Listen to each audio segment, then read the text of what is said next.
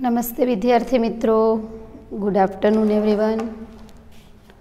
आज हम इकाई नंबर 3 जरा मुस्कराइए का अभ्यास करेंगे। जरा मुस्कुराइए यानी कि मुस्कुराना यानी कि हंसना, मुस्कुराना यानी कि हंसना।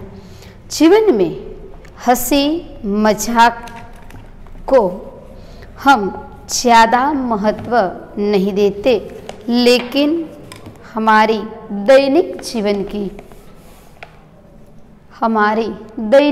जीवन में उनका भी यानी कि मुस्कुराने का भी अधिक महत्व है। हंसने से मन प्रसन्न हो जाता है, चिंता, तनाव और उदासी छूमंतर हो जाती है। छूमंतर हो जाना यानी कि हमारे जीवन में कोई टेंशन हो, कोई तनाव हो, कोई दुख हो तो हंसने की वजह से वह दूर हो जाता है। स्वस्थ रहने के लिए भी हास्य बहुत ज़रूरी। स्वस्थ यानी कि तंदुरुस्त रहने के लिए हास्य बहुत ज़रूरी है। हमारे यहाँ छोटा गांव है, इसलिए ऐसा क्लब का आयोजन कम होता है, पर बड़े बड़े शहरों में, बड़े बड़े गांवों में लाफिंग क्लब यानी कि हंसने की क्लब ऐसे बड़े बड़े देशों, बड़े बड़े गांवों में ऐसी क्लब भी बनाई जाती है कि जहां पर अलग अलग तरीके से व्यक्ति को हंसाते हैं। ये हंसाने की वजह से, व्यक्ति की हंसने की वजह से उसके जीवन में जो तनाव है, दुख है, वह हंसने की वजह से दूर हो जाते हैं। इसलिए जीवन में हंसने का खूब ज़्यादा महत्व माना जाता है। कई बार हमारे जीवन में कितने सारे तनाव होने के नाते हम उदास हो जाते हैं। तनाव, चिंता ये तो सभी के जीवन में होती ही है, पर हंसने की वजह से यह दूर हो जाती है। किसी की चिंता को बार बार दोहराने से वह चिंता ज़्यादा हो जाती है, कम नहीं होती, पर उस चिंता को हंसने की वजह से हम कम कर सकते हैं। कोई बात को लेकर हम मन में बैठ जाते हैं और उसके ही विचार में रहकर हमारा शरीर भी इस तनाव की वजह से शरीर भी ना तंदुरुस्त रहता है, हमारी तंदुरुस्ती चली जाती है।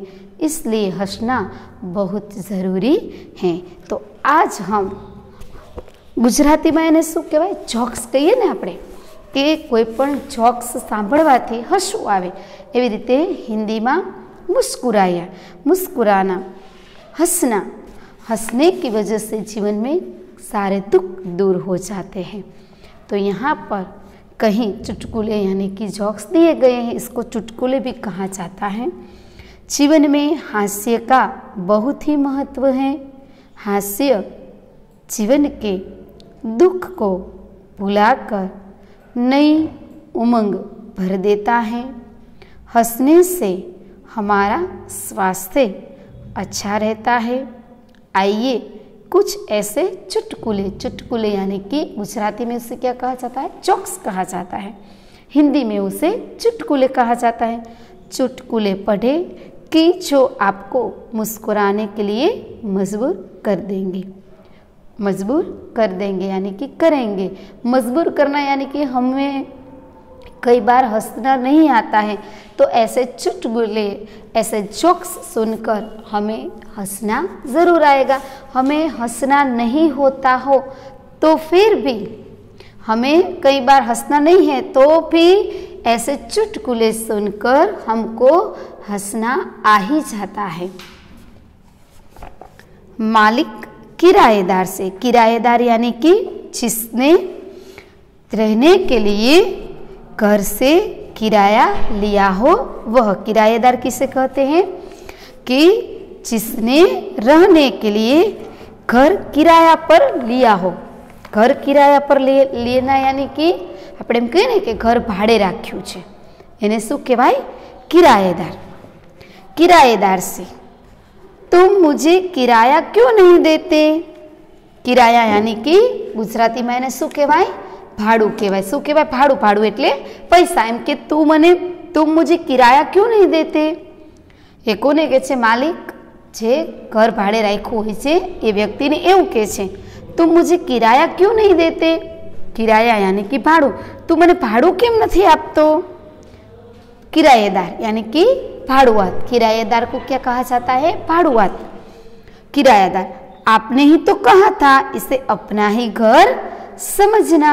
शू कहे छे भाड़ुआत कि तमे तो एवुं कीधुं तुं कि आ घर छे एने तमारुं ज समझजो। हाँ किया था, पर ऐसा थोड़ा होता है कि इसे अपना ही घर समझना, ऐसा कह दे तो उसको किराया नहीं देना, ऐसा नहीं होता है। दूसरा नंबर पर है सोनू का सिर फट गया। सिर फट गया यानी कि उस सिर फट जाना यानी कि उसको माथे में इजा हुई, यानी कि सोनू वह लड़के का नाम है। सोनू का सिर फट गया। सोनू ने माथा में शू ईजा थई थी, वाग्यु थुं। डॉक्टर सोनू से कहता है ए कैसे हुआ? डॉक्टर सोनू ने शू कहे छे आ केवी रीते थयुं? सोनू डॉक्टर ने शू कहे छे मैं पत्थर से कील ठोक रहा था। कील यानी कि खिल्ली। कील यानी कि खिल्ली। मैं पत्थर से कील ठोक रहा था। हूँ पत्थर वडे खिल्लीने ठोकी रह्यो हतो, एटले के खिल्लीने लगाड़ी रह्यो हतो। एक आदमी ने मुझसे कहा गधे। एक आदमी यानी कि एक व्यक्ति आकर उसको कहता है गधे कभी खोपड़ी का भी इस्तेमाल किया करो। खोपड़ी यानी कि मस्तक, सिर।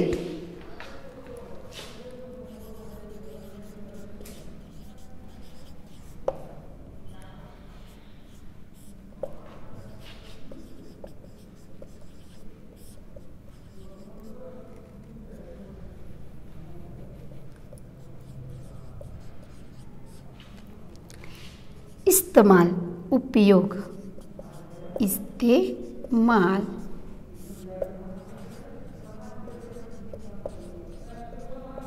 उपयोग। एक आदमी ने मुझसे कहा गधे। एक आदमी यानी कि एक व्यक्ति, एक माणसे आवीने मने कह्युं कभी गधे, मने शुं कीधुं गधेड़ा, कभी खोपड़ी का भी इस्तेमाल किया कर। गधेड़ा क्यारेक तो खोपड़ीनो उपयोग कर। એટલે શું કહેવા માંગે છે? એમ કે ડોક્ટરે શું કીધું કે યહ કેસે હુઆ, કઈ રીતે થયું?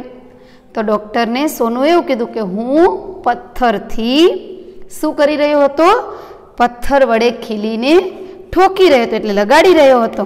અને એક માણસે મને કહ્યું ગધેડા ક્યારેક તો ખોપડીનો ઉપયોગ કર, એટલે માથાનો, ખોપડી એટલે માથું, મગજ। તો કે એનો તો ક્યારેક ઉપયોગ કર, એટલે એને શું કર્યું કે માથામાં લગાડવા લાગ્યો। એવું માથામાં લગાડવાથી ઈજા તો થવાની જ છે ને। जरा ऊंचा बोलो। माफ करें अंकल, इससे ऊंचा होकर मैं नहीं बोल सकता। आपके पाठ्य पुस्तक में पेज नंबर 14 पर दिया गया जो चित्र वाला है चुटकुला, यह देखिए क्या चित्र में आपको देखकर पता चल जाएगा कि इसमें क्या कहना चाहता है। जरा ऊंचा बोलो। ऊंचा बोलो यानी कि अपनी आवाज ऊंची रखो। शू कहवा मांगता तो कि जरा जोर थी बोलो। ऊंचा बोलो एटले के जोर थी बोलो, ऐसा कहना चाहते थे। पर व्यक्ति ने क्या कहा? वह ऊंचा हो गया, यानी कि जिस जगह पर बैठा था यहाँ थी थोड़ा ऊंचा चढ़ गया वो। माफ करे अंकल, इससे ऊंचा होकर मैं नहीं बोल सकता। एने शू कर्युं के माफ करो, एटલું બધું ઉપર હું જઈને બોલી શકીશ નહીં। ખરેખર એણે શું કરવાનું હતું? અવાજ મોટો કરીને બોલવાની વાત હતી, પણ એ શું સમજ્યો? ઊંચો થઈને બોલવાનું। डब्बू इतिहास में तुम फेल हो गए। शू कहे छे एना पप्पा? शू कहे छे कि अरे डोबा तू इतिहास में फेल थई गयो, समाजशास्त्र में फेल थई गयो। तो एने शू कहे छे? क्योंकि एम कहे छे तू फेल थई गयो। तेना प्रत्युत्तर में जवाब में शू कहे छे? क्योंकि सभी प्रश्न उस समय के पूछे गए थे जब मैं पैदा ही नहीं हुआ था। इतिहास यानी कि पुराने साल की बात है। तो એ શું કે હા હું ફેલ જ થાવ ને, કારણ કે જે પ્રશ્ન પૂછાણા હતા એ તો મારા જન્મ પહેલાના હતા, એટલે મને ક્યાંથી આવડે। ખરેખર એવું હોય ને, ઇતિહાસ એટલે જે પ્રશ્ન લખેલા હોય એ પાકા કરીને બોલવાની વાત છે, પણ અહીંયા ચુટકુલા એટલે કે જોક્સના સ્વરૂપે લીધું છે। એટલે શું કે છે, હા પણ હું જન્મ્યો નહોતો, એ પહેલાના પ્રશ્ન હોય તો મને ક્યાંથી આવડે। एना पछीनो त्रीजो चुटकुलो, मुन्ना मुन्ना कहता है, पापा कल मैंने रात के 1:30 बजे तक पढ़ाई की। शू कहे छे मुन्ना? मुन्नाए एना पप्पा के, पप्पा कल मैंने रात को 1:30 बजे तक पढ़ाई की। पप्पा गई काले मैं रात्रे 1:30 वाग्या सुधी अभ्यास कर्यो। पिताजी, शाबाश बेटे, लेकिन रात को 11 बजे के बाद तो सारे मोहल्ले की लाइट चली गई थी। मोहल्ला यानी कि सब शेरी की लाइट चली गई थी। तू कहता है कि मैंने 1:30 बजे तक पढ़ाई की, पर 11 बजे थे तब तो लाइट चली गई थी, किस तरह तूने पढ़ाई की? मुन्ना, सच मैं तो पढ़ने में इतना मगन था कि मुझे पता ही नहीं चला। मगन दोनों चलता है। ये मग्न यानी कि तल्लीन, मग्न यानी कि तल्लीन। यहाँ पर मगन दिया गया है और उसे मग्न भी कहा जाता है। तल्लीन, इतना तल्लीन था पढ़ने में कि लाइट चली गई, उसका भी मुझे पता नहीं है। मैं डाक खाने जा रहा हूँ। ही कितना भूखा है, कागज पत्र भी क्या खा जाता है? क्या कहते हैं? मैं डाक खाने जाना। डाक खाना दोनों आपके चित्र में आप देख सकते हैं। डाक और खाना दोनों थोड़ी जगह रखिए, दोनों शब्द के बीच में थोड़ी जगह है। वह शब्द के बीच में जगह नहीं होनी चाहिए, वह साथ में होना चाहिए। डाक और खाना दोनों साथ में होना चाहिए। तो यहाँ पर क्या है, डाक और खाना दोनों के बीच थोड़ी जगह है। दो शब्द के बीच क्या हुआ है, जगह है। इसलिए क्या कहते हैं, डाक कोई खाने की चीज है। कितना भूखा है तू, कागज पत्र भी खा जाता है। कितना भूखा है, कि कोई क्या कागज पत्र खा जाता है? तू तो इतना भूखा है कि कागज और पत्र भी खा जाता है। तो विद्यार्थी मित्रों, अहींया आपणा आ चुटकुला जे छे ए पूरा थाय छे, परंतु आपणे एना आगळ हजी भणवानुं छे। पण आ इकाई नंबर 3 यानी कि पाठ नंबर 3 जे छे ए शू छे, चुटकुला एटले के जोक्स। यहाँ पर इकाई नंबर 3 का अभ्यास हम पूर्ण करते हैं, पर आगे जाकर हम भाषा सज्जता इकाई नंबर 2 में जो दी गई है भाषा सज्जता, उसके बारे में अब हम अभ्यास करने के जा रहे हैं।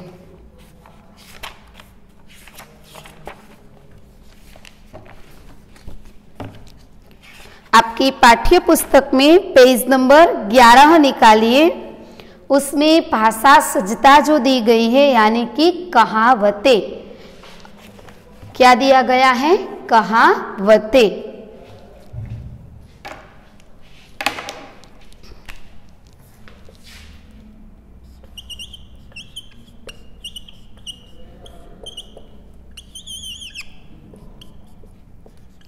अब हम कहावतें का अभ्यास करेंगे, क्योंकि आपको परीक्षा में कहावतें जो दी गई है उसका अर्थ स्पष्ट करना है, और जिस तरह हम मुहावरे में वाक्य का प्रयोग करते हैं उसी तरह कहावत में भी ऐसा करने का है।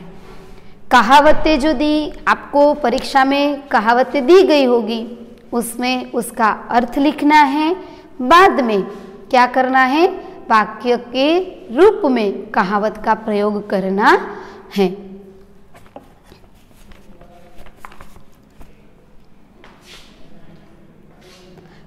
सबसे पहले हम यही समझेंगे कि कहावतें किसे कहते हैं, कहावत का उपयोग कहाँ होता है, किस तरह होता है, उसके बारे में हम उसका अर्थ को समझेंगे। किसी प्रसंग या घटना का वर्णन करते समय प्रयोग किए जाने वाले रूढ़ और मार्मिक कथन को क्या कहा जाता है? कहावतें। किसी प्रसंग या घटना का वर्णन करते समय प्रयोग किए जाने वाले रूढ़ और मार्मिक कथन को कहावतें कहते हैं। कहावतों में क्या ध्यान रखना है? कहावतों को जब हम प्रयोग करते हैं तब किस तरह करना है? कहावतों के प्रयोग से भाषा अभिव्यक्ति समर्थ और प्रभावशाली बनती है, इसलिए उन्हें भाषा के गहने कहे गए हैं। यहाँ पर पाठ्य पुस्तक में पेज नंबर 11 पर क्या दी गई है? कहावतें दी गई हैं। कहावत किस तरह लिखी जाती है? हमने पहले जो शब्द सुना कि कहावत प्रयोग किस तरह किया जाता है, उसका कहावत की परिभाषा का हमने अभ्यास किया। अब हम कहावत किस तरह लिखी जाती है, कहावत का उपयोग किस तरह किया जाता है, इसके बारे में हम जानकारी प्राप्त करेंगे। किसी घटना, प्रसंग आदि का वर्णन करते समय प्रयोग किए गए रूढ़ और मार्मिक कथन को कहावत कहते हैं। कहावत की पृष्ठभूमि में कोई कहानी या घटना होती है।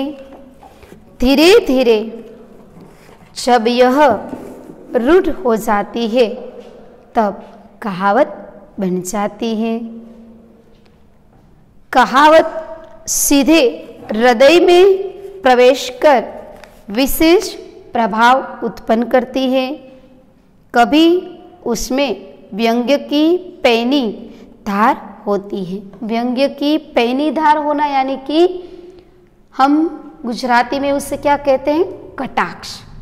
આપણે કોઈને ઘણીવાર સીધું ન કહી શકીએ એટલે વ્યક્તિ શું કરે? કટાક્ષમાં કહે।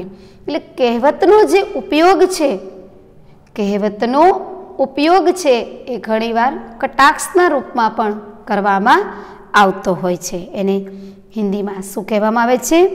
व्यंग्य। तो कभी उसमें हृदय को छू लेने वाला मर्म होता है। हृदय को कई बार ऐसी कहावतें भी हो सकती है कि वह हृदय को छू लेती है। हृदय को छू लेना यानी कि हम ऐसा कहते हैं कि मोर के इंडे को चितरना नहीं पड़ता है। कोई पण सारी व्यक्ति होय એને ખૂબ આવડત હોય, પછી એના સંતાનમાં એ આવડત આવે એટલે આપણે એને શું કહીએ કે મોરના ઈંડાને ચિતરવા ન પડે, એટલે કે એની માતા અથવા પિતા એ જેટલા હોશિયાર છે તો એનું સંતાન પણ હોશિયાર છે। એના માતા પિતા જેટલા હોશિયાર છે તો બાળક તો હોય ને। આપણે એવું ઘણીવાર કહેતા હોય છે। હવે કોઈની તમે વખાણ એવી રીતે કરો કે મોરના ઈંડા તો ચિતરવા ન પડે, એટલે આ જે વાત છે એને શું કહેવાય? હૃદય को छू लेने वाली बात। આવું કોઈને કહેવામાં આવે તો સીધી જ એના હૃદય ઉપર, એટલે કે એને સારી વાત, એના વખાણ થાય કોઈ પણ વ્યક્તિના, એ વ્યક્તિને ગમે જ। એટલે શું કહેવાય कि हृदय को छू लेने वाली बात, यानी कि किसी व्यक्ति की प्रशंसा जब हम करते हैं तब सामने वाली व्यक्ति को अच्छा लगता है, इसलिए उसके हृदय को छू लेने वाली बात को बताई गई है। कहावतें कभी कभी नीति या बोधपूर्ण युक्तियों का भी काम करती हैं। कहावतें प्रायः पूर्ण वाक्य के रूप में होती है और किसी प्रसंग के अंत में आकर उसका स्पष्टीकरण करती हैं। जैसे यदि कोई व्यक्ति किसी काम के बारे में जानकारी नहीं रखता और दूसरों को दोष देता है तो उसकी इस बहानेबाजी को सूचित करने के लिए कहा जाता है, नाच न जाने आंगन टेढ़ा। कोई व्यक्ति को काम नहीं करना है पर दोष दूसरे को देता है तो उस व्यक्ति के लिए एक ऐसा शब्द का प्रयोग होता है, नाच न जाने आंगन टेढ़ा। अर्थात नाचना आता नहीं इसलिए आंगन को टेढ़ा कहता है। यानी कि अनुप्रयुक्त या दोषपूर्ण बात बताकर वह नाचने से बचना चाहता है। तो विद्यार्थी मित्रों, अब हम हमारे पाठ्य पुस्तक में दिए गए पेज नंबर 11 पर जो कहावतें दी है उसके बारे में हम जानकारी प्राप्त करते हैं। कहावत है, आए थे हरिभजन को ओटन लगे कपास। हरि भजन यानी कि भगवान के भजन करने के लिए आए थे और दूसरा काम ओटन लगे कपास यानी कि कपास ओटने लगे। कपास ओटने का काम करने के लिए वह बैठ गए, यानी कि तुम्हें छात्रावास में इसलिए भेजा था कि तुम परीक्षा में प्रथम आ सको, पर तुमने तो यहाँ रहकर भी बेकार की बातों में समय बर्बाद करना शुरू कर दिया।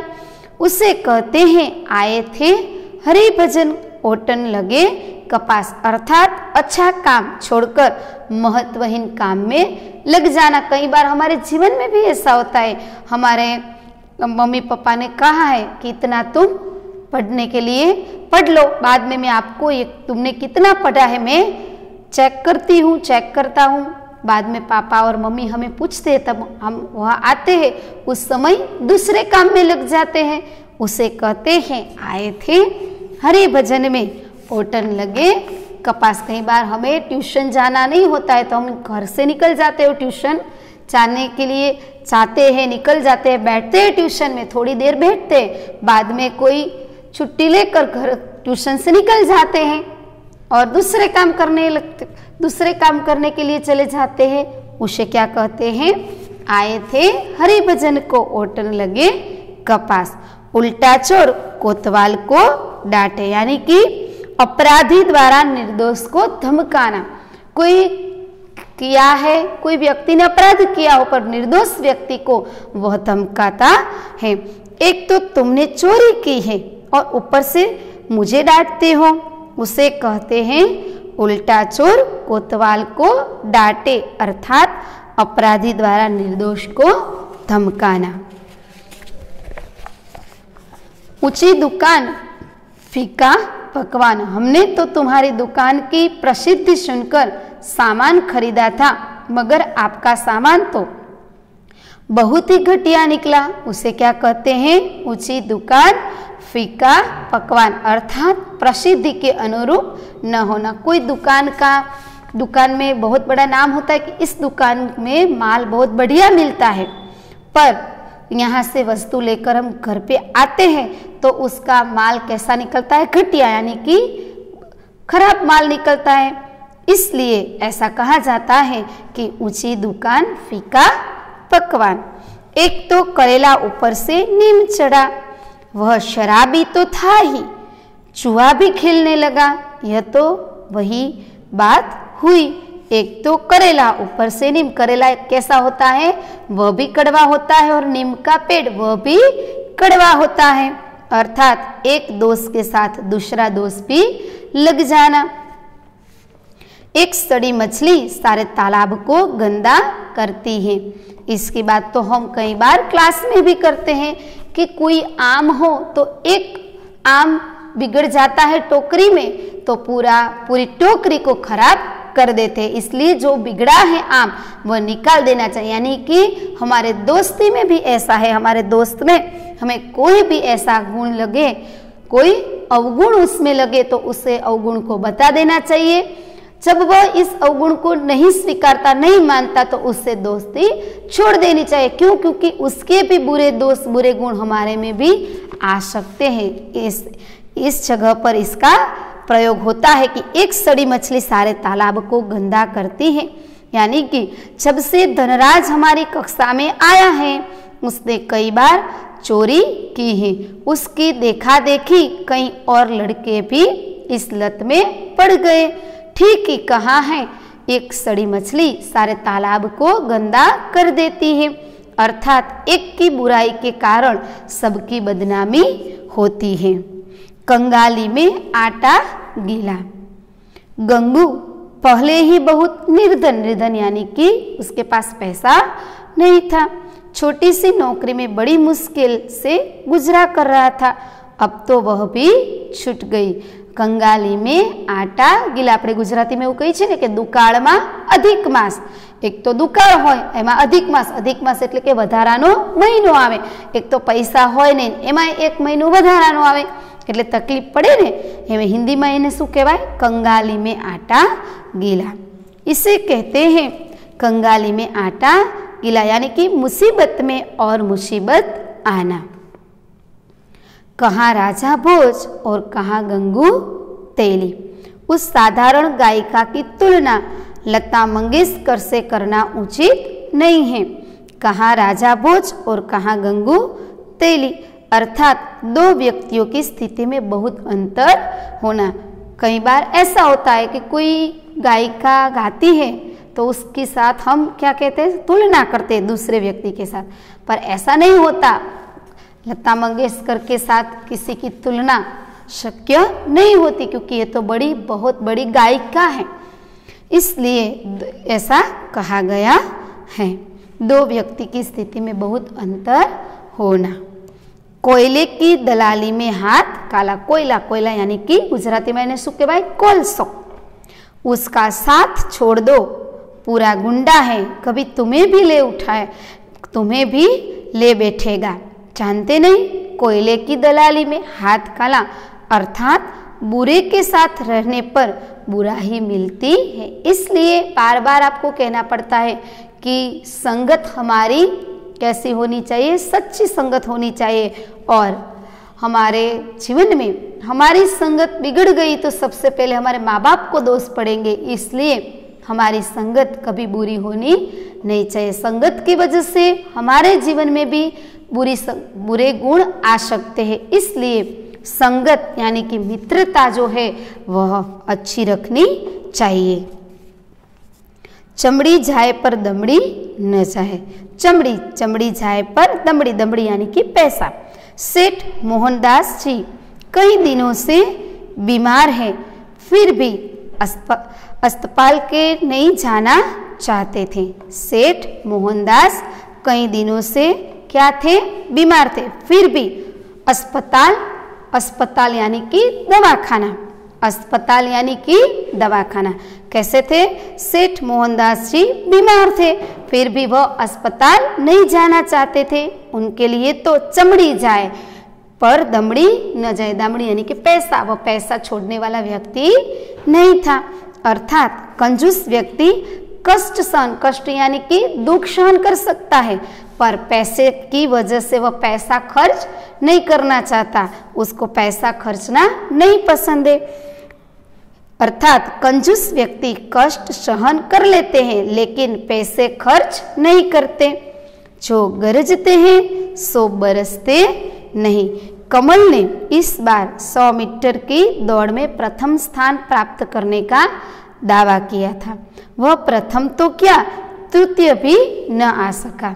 उसने क्या किया था कि मैं प्रथम नंबर पर आ ही जाऊंगा, पर उसने प्रथम तो ठीक पर तीसरा स्थान भी नहीं स्थान पा सका। यानी कि उसे कहते हैं जो गरजते हैं वो बरसते नहीं। अर्थात जो डिंग मारते हैं वह काम नहीं करते हैं, जो काम करते हैं वह कभी डिंग नहीं मारते। यानी कि बार बार कोई बात को बोलने से हम वह काम को सफलता नहीं प्राप्त कर सकते। हमें जो करना है वह बोले बगैर करते हैं, तभी उस कार्य में हमें सफलता मिलती है। नाम बड़े और दर्शन छोटे। तुम्हारे विद्यालय की बहुत प्रशंसा सुन रखी थी, पर जाकर देखा तो पढ़ाई का स्तर कुछ भी नहीं था। इससे कहते हैं नाम बड़े और दर्शन छोटे। अर्थात प्रसिद्ध अधिक किंतु तत्व कुछ भी नहीं है। प्रसिद्धि बहुत बड़ी है पर उसमें देखकर हम जाकर देखते हैं तो उसमें कुछ तत्व नहीं दिखाई देते। बोया पेट बबुल का आम कहाँ से पाए।